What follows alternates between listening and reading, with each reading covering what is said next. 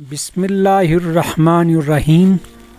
حضرت ابن عباس رضی اللہ عنہ بیان فرماتے ہیں کہ ایک دن جبرائیل علیہ السلام نبی کریم صلی اللہ علیہ وسلم کے پاس بیٹھے تھے۔ اچانک رسول اللہ صلی اللہ علیہ وسلم نے ایک آواز سنی۔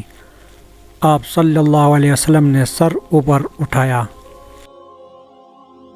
جبرائیل علیہ السلام نے فرمایا، یہ آسمان کا ایک دروازہ ہے جس کو صرف آج ہی کھولا گیا اور آج سے پہلے کبھی نہیں کھولا گیا۔ پھر اس سے ایک فرشتہ نازل ہوا۔ جبرائیل علیہ السلام نے بتایا، یہ فرشتہ جو آج نازل ہوا یہ آج سے پہلے کبھی نازل نہیں ہوا۔ اس فرشتے نے آپ صلی اللہ علیہ وسلم کو سلام کیا اور کہا، آپ کو ان دو نوروں کی خوشخبری ہو جو صرف آپ صلی اللہ علیہ وسلم کو دیے گئے ہیں اور آپ صلی اللہ علیہ وسلم سے پہلے کسی بھی نبی کو نہیں دیے گئے۔ ایک سورہ فاتحہ اور دوسرا سورہ بقرہ کا آخری حصہ۔